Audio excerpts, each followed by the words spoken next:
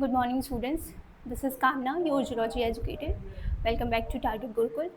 As you know इस series में हम क्या कर रहे हैं, एमएससी के जो प्रीवियस ईयर क्वेश्चंस हैं, एमएससी एंट्रेंस एग्जाम के लिए जो प्रीवियसली आस्क्ड क्वेश्चन है उसको लेकर के आपको एमसीक्यू सॉल्व करा रहे हैं, सो दैट आप अपने एग्जाम में अच्छे से एग्जाम की प्रिपरेशन में और अच्छा स्कोर कर पाओ. These MCQs are filtered, these are selected. ये वही क्वेश्चन हैं जो इंपॉर्टेंट है और जो आपको सॉल्व करने ज़रूरी है. So without any delay let's start our lecture. कल हमने already question number 19 question solve कर लिए थे. अब हम 20 से आगे स्टार्ट करते हैं. First question number 20 is acrosome in sperms are derived from which cell organelle. Do you remember what is acrosome? Acrosome कहाँ कुछ ध्यान आ रहा है? एक्रोसोम हमने सुना हुआ है स्पर्म के पास, स्पर्म से रिलेटेड होता है. स्पर्म का स्ट्रक्चर याद है? Something like this. स्पर्म का स्ट्रक्चर कुछ ऐसा था. इट हैज़ नेक, ये इसका हेड होता है. हेड के बाद यहाँ नेक आता है. नेक के बाद था मिडिल पीस. ठीक है, this is the middle piece और यहाँ आता है टेल. ओके, ऐसा नहीं होता है, मतलब जस्ट रफ डायग्राम है. ये हो गया हेड, फिर neck, head, neck, middle piece and then tail. Tail क्या करता है? स्पर्म की मोबिलिटी के लिए रिस्पॉन्सिबल होता है. मिडिल पीस जो है ये माइटोकॉन्ड्रिया रिच होता है, ये इसको एनर्जी प्रोवाइड करता है. नेक फॉर द मूवमेंट और हेड जो होता है, इसी हेड में यहाँ पे पाया जाता है न्यूक्लियस. और जो ये इसका फ्रंटल टिप है ना, इसको हम कहते हैं एक्रोसोम. ये है एक्रोसोम. स्पर्म के हेड का जो फ्रंटल टिप होता है उसको हम एक्रोसोम कहते हैं. It has certain enzymes like acrosin. इसमें कुछ एंजाइम्स पाए जाते हैं. अब ये क्या करते हैं? इन एंजाइम्स का रोल है कि जब ये जो फीमेल का एग होता है उसको पेनिट्रेट करने का काम करते हैं. स्पर्म फीमेल बॉडी में एंटर करता है, ओवम के पास जाता है और एग को पेनिट्रेट करने के लिए इस एक्रोसोम की ज़रूरत होती है, बिकॉज इट है सर्टेन एंजाइम. अगर ये एंजाइम है तभी एग पेनिट्रेशन हो पाएगा, अगर एंजाइम नहीं है तो एग पेनिट्रेट नहीं होगा.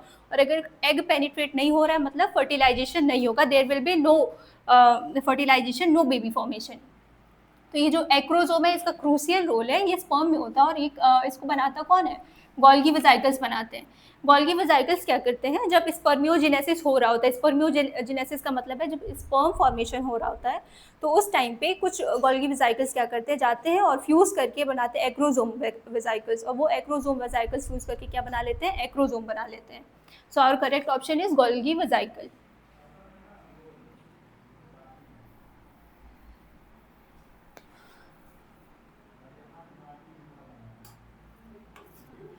Question number 21, the equation, this given equation is called, इस इक्वेशन को हम क्या कहते हैं? So this equation is Nernst equation. अगर आप पहचान पा रहे होगे ये कौन सा इक्वेशन है? नर्स्ट इक्वेशन है. हाँ, केमिस्ट्री में ये थोड़ा डिफरेंट था.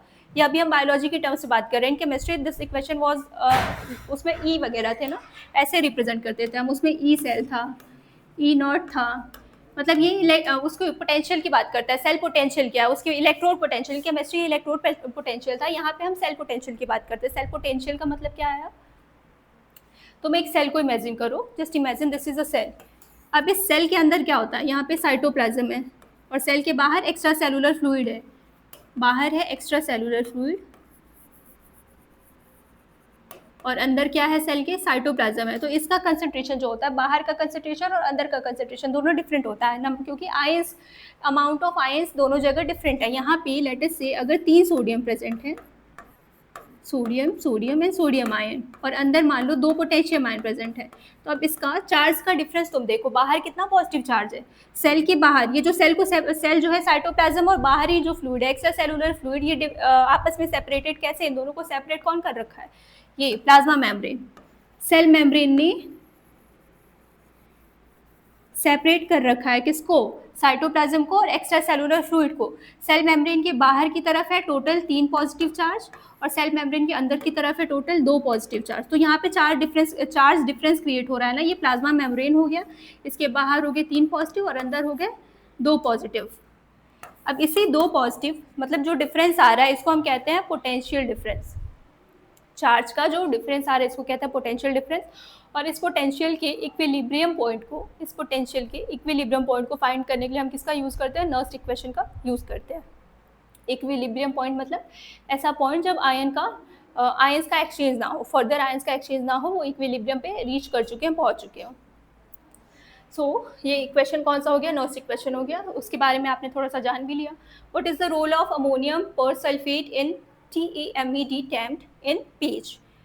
अमोनियम सल्फेट का और किसका, ammonium persulphate and TEMED का रोल पूछा हुआ है ना, व्हाट इज दिस, PAGE।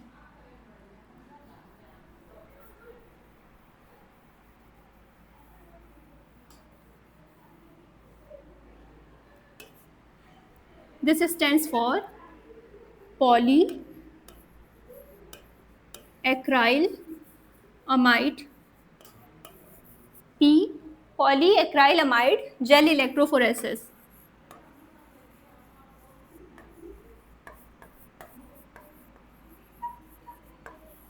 ठीक है, PAGE what does it stand for, polyacrylamide gel electrophoresis. अब ये जो पॉली एक्राइल अमाइड है, पॉली एक्राइल अमाइड, इसी के प्रिपरेशन के लिए इसको बनाया जाता है पॉलीमराइजेशन से, और इसके पॉलीमराइजेशन के लिए हमें रिक्वायर्ड होता है कौन, APS and TEM। APS and TEMED ये दोनों हमें चाहिए होते हैं किसके लिए, पॉली एक्राइल अमाइड, इसके पॉलीमराइजेशन, इसको पॉलीमराइज करके बनाने के लिए। ठीक है, तो अभी ये APS क्या करता है, अमोनियम पर सल्फेट, ये काम करता है इनिशिएटर का। इनिशिएटर का मतलब है ये रिएक्शन को इनिशिएट करेगा, पॉलीमराइजेशन जो रिएक्शन हो रहा है उसको इनिशिएट कर, शुरुआत उसको शुरू करने का काम करेगा। कैसे, फ्री रेडिकल जनरेट करके,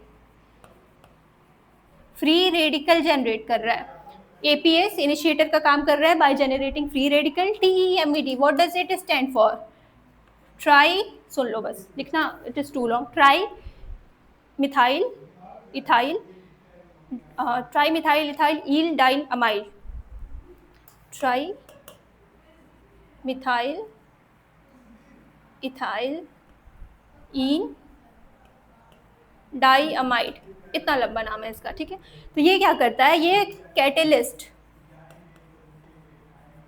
कैटेलिस्ट या बोलो प्रमोटर का काम करता है। रिएक्शन शुरू किसने की है, APS ने पॉलीमराइजेशन रिएक्शन शुरू कर दी है। APS मतलब फ्री रेडिकल जनरेट कर रहा है। अब इसको, इस रिएक्शन को एक्सिलरेट करने का काम, मतलब स्पीड अप करने का काम, इसके वेलोसिटी को, इसकी स्पीड को बढ़ाने का काम कौन करता है, टेम्प करता है, क्योंकि ये कैटेलिस्ट या प्रमोटर का काम कर रहा है।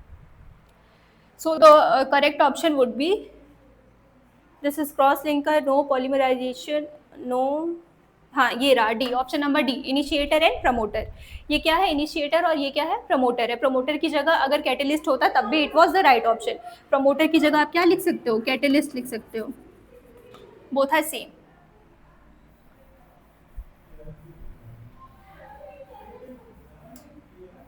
चलो, नाउ क्वेश्चन नंबर 23।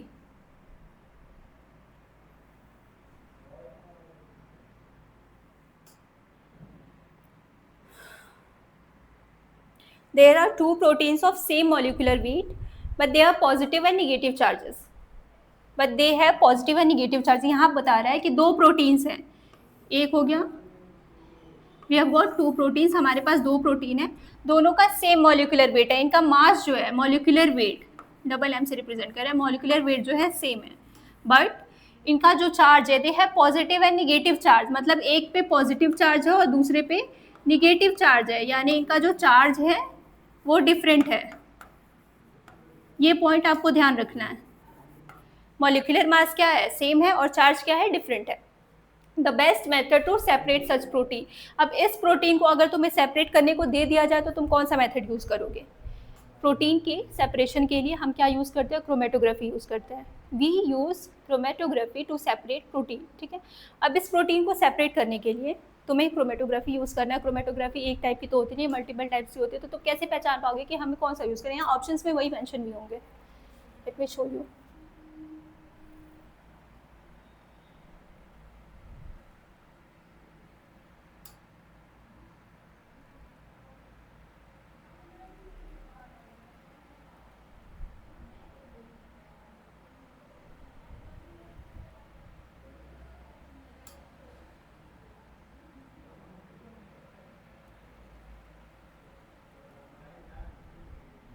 देखो सारे क्रोमेटोग्राफी ही दिए हुए हैं, affinity, ion exchange, gel permeation और हाइड्रोफोबिक इंटरेक्शन।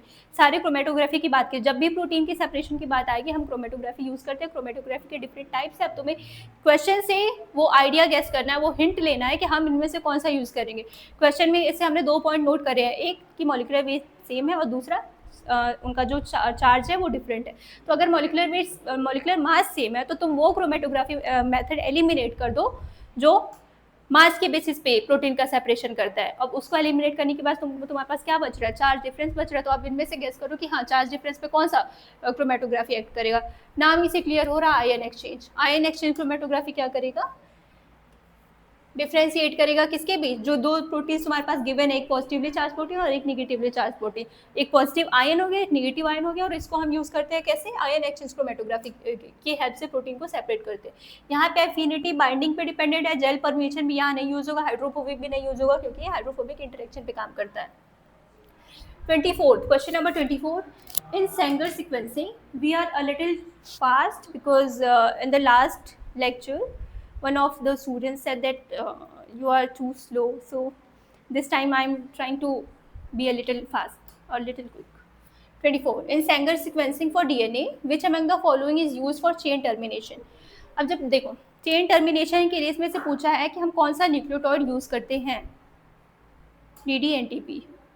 चेन टर्मिनेशन जब डीएनए का रेप्लिकेशन हो रहा होता है, डीएनए के रेप्लिकेशन के टाइम पे क्या होता है, ये मान लो डीएनए है, इसको रेप्लिकेट करते, रेप्लिकेशन मतलब इसकी कॉपी बनाना, डीएनए की एक प्रति बना रहे हैं हम, डीएनए की एक कॉपी बना रहे हैं। तो उसको बनाने के लिए जब भी डीएनए की कॉपी बनाई जाती है, डीएनए कैसे बनेगा, एक न्यूक्लियोटाइड है उस पर आके दूसरा न्यूक्लियोटाइड बाइंड किया, फिर तीसरा न्यूक्लियोटाइड बाइंड किया, तो ऐसे एक एक करके न्यूक्लियोटाइड बाइंड करते जाते हैं तो क्या बनता है, एक डीएनए बन जाता है।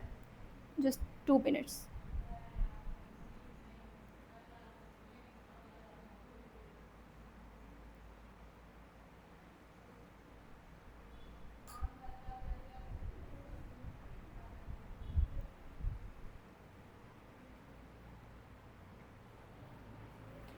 देखो न्यूक्लियोटाइड का स्ट्रक्चर कैसा होता है, सबसे पहले ये आ गया शुगर, राइबोस शुगर। अगर डीएनए है तो डीऑक्सी राइबोस शुगर और आरएनए है तो राइबोस शुगर आता है। यहाँ पे फर्स्ट नंबर ऑफ कार्बन पे लगे होते हैं नाइट्रोजनस बेसेस। नाइट्रोजनस बेस का मतलब एडेनिन, गुआनिन, साइटोसिन, थाइमिडिन। यहाँ पे यूरेसिल भी हो सकता है डिपेंडिंग ऑन कि आरएनए है या डीएनए है। यहाँ पे नाइट्रोजनस बेस जब लग गया, शुगर से नाइट्रोजनस बेस बाइंड करता है, तो अब इस स्ट्रक्चर को हम क्या कहते हैं, ये एक न्यूक्लियोसाइड कहलाएगा। अब इसी पे यहाँ पे इस कार्बन से एक फॉस्फेट ग्रुप आकर के अगर अटैच हो जाता है तो हम इसको कहते हैं क्या, ये अब एक न्यूक्लियोटॉइड है। इस न्यूक्लियोटॉइड पे एक एंड होता है जिस पे फॉस्फेट फ्री है और एक एंड होता है ये जहाँ पे एक हाइड्रोक्सिल ग्रुप फ्री होता है। हम ये जो तुम स्ट्रक्चर देख रहे हो, let me draw a clear diagram.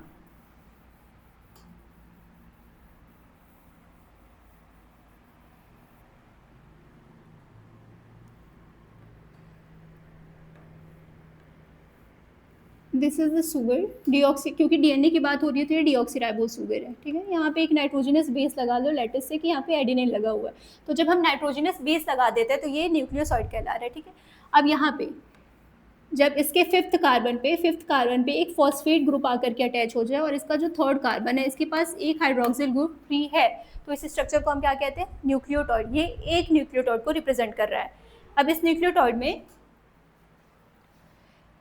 DNA के जब भी रेप्लिकेशन होता है, जब हम डीएनए को रेप्लिकेट करते हैं तो उस टाइम पे क्या होता है, जब हम डीएनए को रेप्लिकेट करते हैं तो इसी न्यूक्लियोटॉइड के नीचे और न्यूक्लियोटाइड फर्दर ऐड करते जाते हैं। और ये इसके लिए कंडीशन क्या है कि ये जो हाइड्रोक्सिल ग्रुप है, ये जो थर्ड पोजीशन पे हाइड्रोक्सिल ग्रुप है, ये होना ही होना चाहिए। अगर ये ग्रुप नहीं है, अगर ये ग्रुप नहीं है तो न्यूक्लियोटॉइड ऐड नहीं होगा, और अगर न्यूक्लियोटॉइड आकर के नहीं जुड़ेंगे तो डीएनए की कॉपी कैसे बनेगी, डीएनए फिर कैसे फर्दर इलोंगेट करेगा। डीएनए बनता है कैसे, एक न्यूक्लियोटाइड लिया, इस पर दूसरा जोड़ा, फिर तीसरा जोड़ा, फिर चौथा जोड़ा, तो ऐसे जब न्यूक्लियोटाइड ऐड करते जाते हैं, न्यूक्लियोटाइड का पॉलीमर बनता है, तो वो एक डीएनए कहलाता है। जब इसके पास अगर ये थर्ड पोजीशन पे हाइड्रोक्सिल ग्रुप फ्री नहीं होगा तो न्यूक्लियोटाइड ऐड नहीं होगा, और न्यूक्लियोटाइड ऐड नहीं होगा तो डीएनए नहीं बनेगा, उसकी कॉपी फर्दर प्रोसीड ही नहीं करेगी। और यहाँ पे पूछा क्या, क्वेश्चन क्या था कि हम यूज करते विच among the following use for chain termination, यानी एंड के स्टेप पे जब हमें ये चेन को रोकना है, जब हमें चेन को टर्मिनेट करना है, तो उसके लिए क्या करना होगा, कुछ इनमें से ऐसा कोई DNTP उठाना होगा जिसके पास OH ग्रुप ये हो ही ना, वो वाला DNTP उठाना होगा जिसके पास फ्री हाइड्रोक्सिल ग्रुप ना हो। जब ये ग्रुप नहीं होगा तो न्यूक्लियोटाइड आके बाइंड नहीं करेगा, और न्यूक्लियोटाइड आके बाइंड नहीं करेगा तो DNA की कॉपी फर्दर एक्सटेंड नहीं करेगी।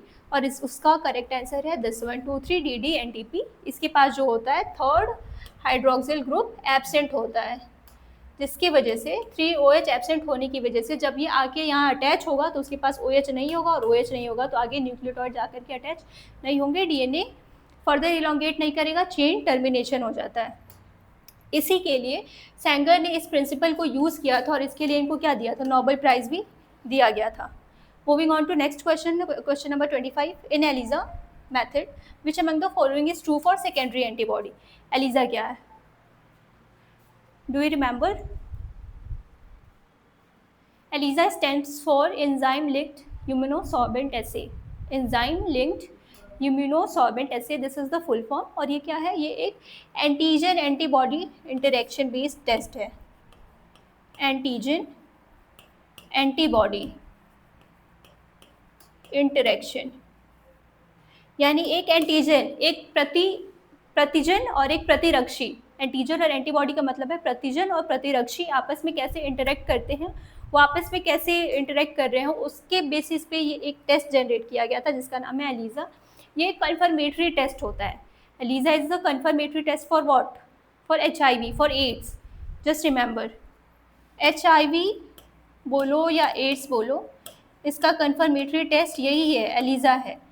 ये इसका प्रिंसिपल का क्या है, it works on antigen antibody interaction. Antigen और एंटीबॉडी आपस में कैसे इंटरेक्ट कर रही है उस पर बेस्ड होता है। क्वेश्चन क्या है, विच among the following is true for secondary antibody. अब देखो इसमें दो तरह की एंटीबॉडी होती है, एक होती है प्राइमरी और दूसरी होती है सेकेंडरी एंटीबॉडी। तो जो सेकेंडरी एंटीबॉडी होती है वो बेसिकली कलर इंटेंसिटी पे काम करती है। Secondary antibody acts on colour, it works on the colour intensity. Colour intensity उसका कैसा है, तो इस चीज़ को चूँकि वो अपने इस प्रिंसिपल पे वर्क कर पाए, इसके लिए रिक्वायर्ड होता है कि वो कैसी होनी चाहिए, लेबल्ड होनी चाहिए और पॉलीक्लोनल होनी चाहिए। क्वेश्चन नंबर कौन सा है, ये है ना, ठीक है। तो यहाँ पे आंसर देखो, लेबल्ड और पॉलीक्लोनल का है, ये रहा polyclonal and labelled, option number C. ELISA method which among the following is true for secondary antibody. Secondary antibody polyclonal होती है और लेबल्ड होती है। 26 most abundant antibody class in serum और प्लाज्मा इज।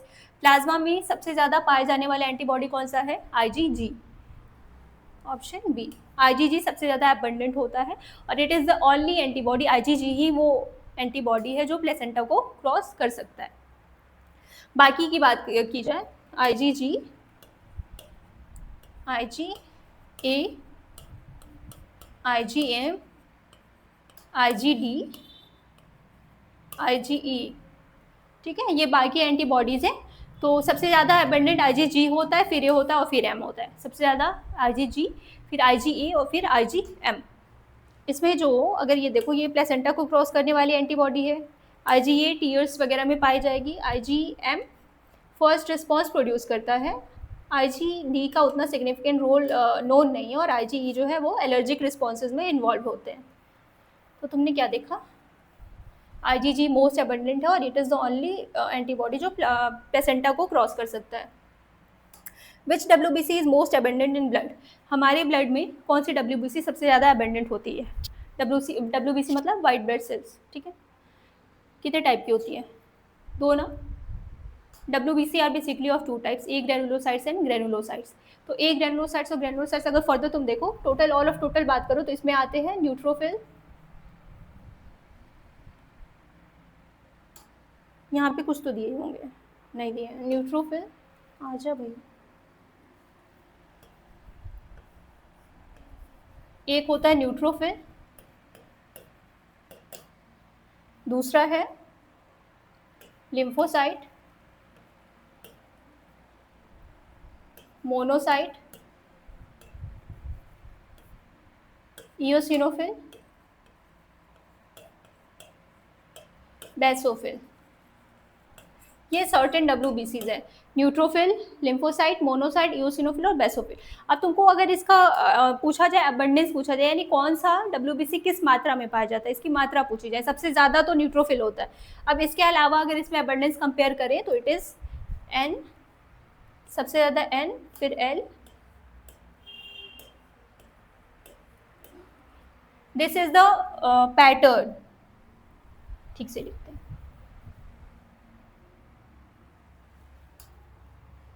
ये कहाँ गया क्वेश्चन, ये रहा ना, N, सबसे ज़्यादा N, फिर L, M, E and B।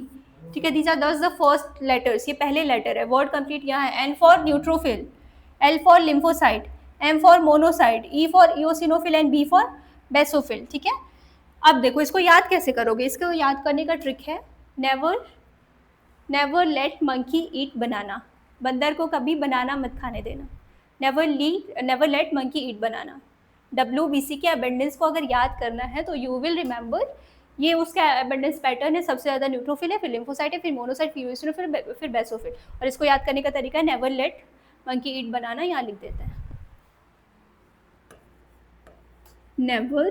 Never का N, let L, monkey M, eat E, banana, monkey को कभी बनाना नहीं खाने देना। और बस सबका एक एक फर्स्ट वर्ड उठा लो, यहाँ से N उठा लो, फिर यहाँ से L उठाओ, यहाँ से M, यहाँ से E और यहाँ से B। ये तुम्हारा पैटर्न आ गया, सबसे ज़्यादा न्यूट्रोफिल, फिर लिम्फोसाइट, फिर मोनोसाइट।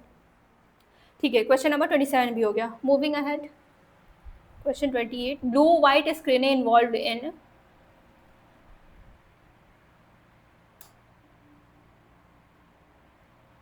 देखो जो ब्लू वाइट स्क्रीनिंग होती है ना, बेसिकली हम ये चेक करने के लिए यूज़ करते हैं कि जो बैक्टीरिया है उसके पास RDNA रिकम्बिनेंट DNA है कि नहीं है। ब्लू वाइट स्क्रीनिंग यूज़ करते हैं हम बैक्टीरिया के रिकम्बिनेंट DNA को रिकॉग्नाइज करने के लिए। और ये किस पे, ये मैकेनिज्म बेस्ड होता है लैक ओपेरॉन पे। This mechanism is based on lac operon. अगर इसके पास RDNA नहीं होता है तो ब्लू कॉलोनी हमें देखने को मिलती है, और अगर RDNA है तो वाइट कॉलोनी मिलेगी। Beta lactamase enzyme is involve in, beta lactamase इसमें से किस में इन्वॉल्व होता है, बीटा लैक्टमेज एंजाइम। कुछ एंटीबायोटिक्स होती है, जैसे हो गया पेनिसिलिन, एम्पिसिलिन। तो ये जो एंजाइम्स होती है ना, पेनिसिलिन,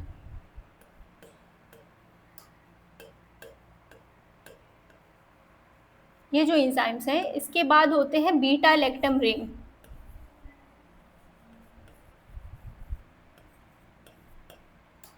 इनको एंजाइम बोल रही मैं, these are antibiotics, sorry these are antibiotics. Penicillin क्या है, एंटीबायोटिक है। अब इसके पास कुछ एंजाइम्स है, जैसे कि इसके पास एक रिंग है बीटा लैक्टम रिंग। अब जब तक ये बीटा लैक्टम रिंग इंटैक्ट है, यानी बिल्कुल सही स्टेट में है, बिल्कुल सही अवस्था में है, तब तक ये एंटीबायोटिक जो है ये काम करता है, ये अपना असर दिखाता है, बैक्टीरिया के अगेंस्ट रेजिस्टेंस प्रोवाइड करता है। पर जो बीटा लैक्टेज नाम का एंजाइम जो आता है, ये एंजाइम इस रिंग को डिस्ट्रॉय कर देता है।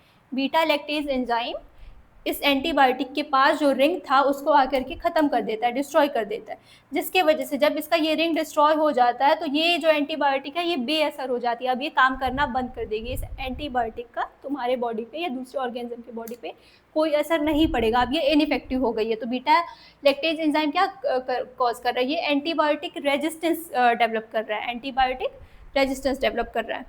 Gel shift assay on electrophoretic mobility shift assay, अच्छा EMSA इज यूज्ड फॉर, इसमें से हम EMSA किसके लिए यूज़ करते हैं, DNA और प्रोटीन के इंटरेक्शन के लिए। EMSA use for DNA protein interaction. ढूंढो ऑप्शन कौन सा सही है। Question number 30, stop. EMSA हम यूज़ करते हैं DNA मतलब न्यूक्लिक एसिड ना, DNA इज न्यूक्लिक एसिड मतलब DNA और RNA आ गया, तो DNA और प्रोटीन के कहाँ गया, इंटरेक्शन के लिए हम यूज़ करते हैं EMSA। 31, who is the father of biosensor Leland C Clark, biosensor के जनक जो थे वो थे Clark. Just remember this thing.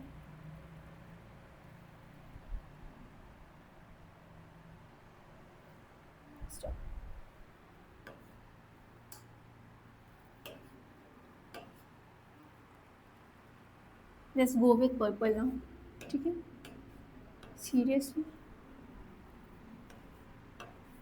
Okay, Clark was the father of biosensors. 32, photolithography is associated with, photolithography किससे एसोसिएटेड होती है? जीन चिप से। छोटा सा स्ट्रक्चर जहाँ पे बहुत सारे जीन, छोटा सा एक पर्टिकुलर सेगमेंट जहाँ पे बहुत सारे जीन ले जाके एक्टिवेट करते हो, वो जीन चिप बना लेता है। और ये होता है कैसे? फोटोलिथोग्राफी की हेल्प से होता है। Glucometer is an example of a biosensor. The enzyme it uses, glucometer तुमको सबको पता है कि बायोसेंसर का एग्जाम्पल है। अब यहाँ पूछ रहा है कि enzyme it uses to detect the presence of glucose. Glucometer कौन सा एंजाइम यूज करता है? कौन सा एंजाइम यूज करता है to detect the presence of glucose? It is glucose oxidase. 34, linker histone. अब पूछ रहा है कुछ हिस्टोन के नाम मेंशन कर दिया और पूछ रहा है कि इनमें से लिंकर हिस्टोन कौन सा है। कहाँ चले गए हम भाई?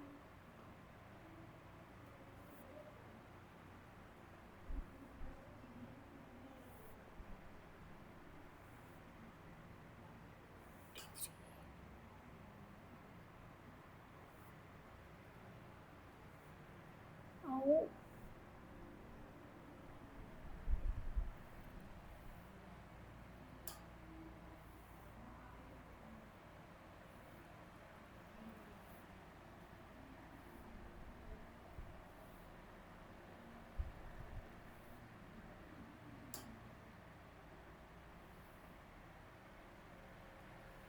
यहीं पे थे, बस रुक जाओ। लिंकर हिस्टोन इज, अगर तुमको हिस्टोन प्रोटीन याद हो, हिस्टोन क्या होते हैं? ऑक्टामर होते हैं। ऑक्टामर मतलब 8 मॉलिक्यूल्स हैं, 4 ऊपर और 4 नीचे आपस में बाइंड होते हैं और इनको हम एक ऑक्टामर कहते हैं। ऐसे 1 1 2 3 4, 4 हिस्टोन ऊपर और जस्ट ऐसे ही इसके नीचे भी 4 हिस्टोन प्रोटीन्स होते हैं। इनको कलेक्टिवली हम हिस्टोन ऑक्टामर कहते हैं। हिस्टोन ऑक्टामर में कौन कौन से होते हैं? H2A, H2B, H3 and H4। यहाँ पे दिया होगा H2A, H2B, H4 और H3, ये सारे जो होते हैं हिस्टोन ऑक्टामर में इन्वॉल्व होते हैं, ठीक है। और इनके अलावा एक होता है लिंकर, H1 कौन है? लिंकर है, यहाँ होगा ये लिंकर। पूछ रहा है H1 ये क्या करता है? डीएनए की बाइंडिंग में हेल्प करता है, इसको लिंक करता है। और हिस्टोन ऑक्टामर, ये हिस्टोन ऑक्टामर, बाकी जो हिस्टोन्स है वो हिस्टोन ऑक्टामर बनाता है और लिंकर जो है वो लिंक करने का काम करता है। सो यहाँ पे लिंकर हिस्टोन इज H1 और बाकी सारे जो H2A, H2B, H3, H4 ये हिस्टोन ऑक्टामर बना रहे हैं। Genome of HIV is, HIV का जीनोम कौन सा होता है? इट इज RNA, सबको पता है, but it is single standard RNA। यहाँ तो वैसे हाँ डबल भी दिया था ना ऑप्शन, तो यहाँ आप कंफ्यूज हो सकते थे। DNA तो एलिमिनेटेड है, RNA था, पर RNA में भी कौन सा होता है? सिंगल स्टैंडर्ड RNA होता है। किसका जीनोम? HIV का जीनोम। और एक और चीज़ ध्यान रखना है, जो सेंट्रल डोग्मा था, क्या था सेंट्रल डोग्मा? DNA से RNA बनता है और RNA से क्या बनता है? प्रोटीन बनता है। ये है सेंट्रल डोग्मा हमारा। पर इस सेंट्रल डोग्मा का एक्सेप्शन क्या है? HIV virus, genome of HIV, क्योंकि ये क्या करता है? RNA से DNA को बना रहा है। RNA से DNA को बना रहा है किसकी हेल्प से? रिवर्स ट्रांसक्रिप्टेज, एक स्पेसिफिक एंजाइम है रिवर्स ट्रांसक्रिप्टेज, जिसकी हेल्प से ये RNA से DNA को बनाएगा। विच among the following is not correct for genetic code? इनमें से जेनेटिक कोड के लिए कौन से ऑप्शन सही नहीं है? जेनेटिक कोड क्या था? कहाँ गए हम? 37, 38, okay. Which among the following is not correct for genetic code? ऐसे 3 कॉम्बिनेशन थे ना, जैसे AUG, ऐसे सर्टेन कॉम्बिनेशन ऑफ ये क्या थे? नाइट्रोजनस बेसिस, ये मिलकर के क्या बना रहे थे? जेनेटिक कोड बना रहे थे। इनके 3 कैरेक्टरिस्टिक फीचर होते हैं जो यहाँ ऑलरेडी मेंशन है, यूनिवर्सल, कॉमालेस और ट्रिपलेट कोडॉन। जो जेनेटिक कोड होता है ये यूनिवर्सल होता है। जेनेटिक कोड इज यूनिवर्सल, सार्वभौमिक, व्हाट इज दिस? सार्वभौमिक, ठीक है। यूनिवर्सल मतलब it is always and everywhere true, ये कहीं भी जाकर के चीज़ नहीं होने वाला है। ट्रिपलेट कोडॉन मतलब ये 3 के पेयर में होते हैं। कॉमालेस कहने का मतलब है कि अगर मान लो ये DNA है तो ये ऐसे लगे हुए हैं, AUGUCUA।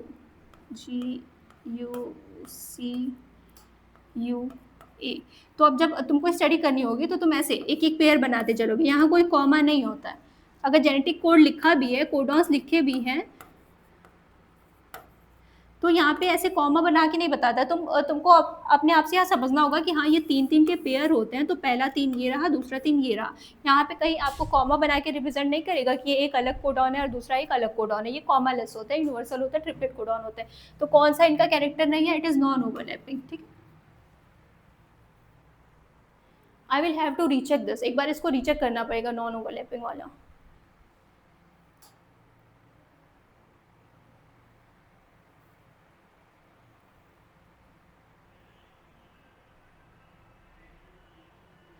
Five prime AUG 3 prime is a codon and codes for methionine. There is a mutation in this codon leading to change in the coded amino acid. एक कोडॉन 5 प्राइम AUG 3 प्राइम एक codon है और methionine के लिए code करता है। इस codon में एक उत्परिवर्तन यानी म्यूटेशन हुआ, जिसके परिणाम स्वरूप कोडित अमीनो अम्ल में बदल गया। अब ये एक अमीनो एसिड बना ले रहा है, पहले क्या था? मिथ्योनिन था, और अब ये क्या बना ले रहा है? एक अमीनो एसिड बना ले रहा है। विच among the following is most likely true for methionine? Obviously जब इसके सेकंड बेस पेयर पे चेंज आएगा तब जा करके ये अमीनो एसिड बनाता है। फर्स्ट पे भी अगर चेंज होगा तब तो नहीं बन रहा है ना, थर्ड वाला चीज भी नहीं बना रहा है। It is the second one, second पे चेंज करोगे तब जा करके ये अमीनो एसिड का फॉर्म लेगा। शाइन साइन डायगोनल अनुक्रम किसके लिए महत्वपूर्ण है? कहाँ है हम?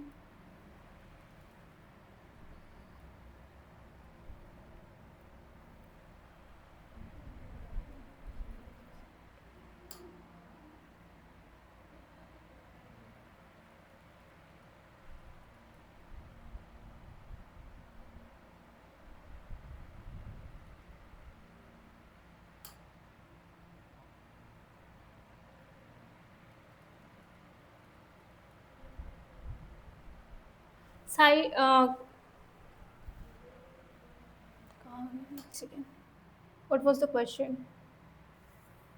साइन डायगोनल ना, इट इज वो एक प्रोकैरियोटिक ट्रांसलेशन के लिए रिकॉर्ड होता है। This is record for prokaryotic translation. Question number 14, during translation the peptide bond between incoming amino acid and the growing polypeptide chain is formed by the enzyme peptidyl transferase. Which of the following is true for peptidyl transferase? अनुवाद के दौरान आने वाले amino अम्ल और बढ़ती polypeptide chain के बीच peptide बंध पेप्टाइडिल ट्रांसफेरेज एंजाइम द्वारा बनता है। ठीक है, कौन से एंजाइम की बात की जा रही है? पेप्टाइडिल ट्रांसफेरेज एंजाइम की बात की जा रही है। इनमें से पेप्टाइडिल ट्रांसफेरेज एंजाइम के लिए कौन सा सही है? इनका लोकेशन कहाँ होता है? लार्ज सब unit of ribosome, nature, protein enzyme. दूसरा है लार्ज सब unit of ribosome, nature, ribosome, ribozyme. Small सब unit of ribosome and nature is ribozyme, small सब unit of ribosome. I think D, the correct option is D. ये जो ribosome का small सब unit को रिप्रेजेंट करता है and the nature is proteinaceous. Peptidyl जो एंजाइम्स होते हैं वो प्रोटीनेशियस होते हैं नेचर में। ठीक है,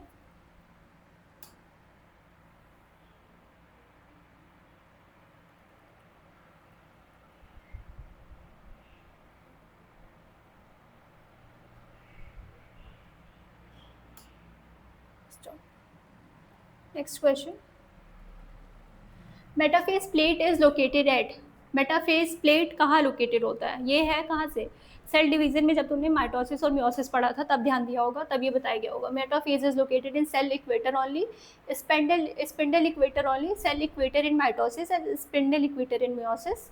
सेल इक्वेटर इन मियोसिस ना, cell equator only. Metaphase plate located होता है सेल के इक्वेटर पे। सेल इक्वेटर कहने का मतलब है अगर ये सेल है तो जस्ट इसके डायमीटर वाला जो रीजन है सेल का जो डायमीटर होगा यहाँ पे लोकेटेड होता है कौन? Metaphase plate. मेटाफेज कहने का मतलब, प्लेट कहने का मतलब यहाँ पे मेटाफेज के टाइम पे सारे क्रोमोसोम आते हैं और यहीं पे एक्यूमुलेट होते हैं, और फिर जब एनाफेज आता है यहाँ से ये सारे स्पिंडल के थ्रू अटैच ही होते हैं, तो जब एनाफेज आता है तो दोनों जो आर्म्स है वो स्प्लिट कर जाएंगी और अलग अलग डायरेक्शन में मूव करने लगती हैं, ऐसे ऐसे। तो क्या हुआ? मेटाफेज में मेटाफेजिक प्लेट पे अरेंज है और एनाफेज जब आता है तो ये स्प्लिट करके अपने अपने डायरेक्शन में चली जाती है। 43 pH of lysosome is. Lysosome का पीएच कैसा होता है?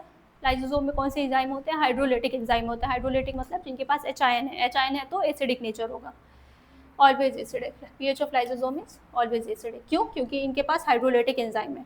हाइड्रोलिटिक एंजाइम कहने का मतलब ऐसे enzyme that generate H ion. रुक जाओ, eukaryotic cilia and flagella are made of, cell में पढ़ा हुआ है, यूकैरियोटिक सीलिया और फ्लैजिला किसके बने होते हैं? माइक्रोट्यूब्यूल्स। इंटरमीडिएट फिलामेंट्स, माइक्रोफिलामेंट्स ना, they are made up of microtubules. Eukaryotic cilia और फ्लैजिला बने होते हैं माइक्रोट्यूब्यूल्स के। Which among the following is not a part of endomembrane system, इनमें से एंडोमेम्ब्रेन सिस्टम का पार्ट कौन सा नहीं है? अब एंडोमेम्ब्रेन सिस्टम क्या होता है? एंडोमेम्ब्रेन सिस्टम जो है ग्रुप है ऐसे ऑर्गेनेल्स का जिनका फंक्शन आपस में एसोसिएटेड होता है। द ग्रुप ऑफ और cell organelles who are inter related in functions, जिनका फंक्शन आपस में इंटर रिलेटेड है, कहीं ना कहीं एक दूसरे से कनेक्टेड है, ठीक है। तो इसका पार्ट एंडोप्लाज्मिक रेटिकुलम है, लाइजोसोम होता है, गोल्गी कॉम्प्लेक्स होता है। एंडोप्लाज्मिक रेटिकुलम में प्रोटीन सिंथेसिस की जाती है, उसको भेजा जाता है गोल्गी कॉम्प्लेक्स में। गोल्गी कॉम्प्लेक्स क्या करता है? उस प्रोटीन को मॉडिफाई करता है और जहाँ भी उसको ट्रांसपोर्ट करना हो वहाँ ट्रांसपोर्ट करता है। इसके अलावा जो वेस्ट मटेरियल रह जाते हैं जिसको सेल रेजिड्यू, जो सेल की ज़रूरत नहीं है, उसको कहाँ डाल दिया जाता है? लाइजोसोम में डाल दिया जाता है। लाइजोसोम उसको डाइजेस्ट कर देता है और बाहर एक्सक्रीट आउट कर देता है।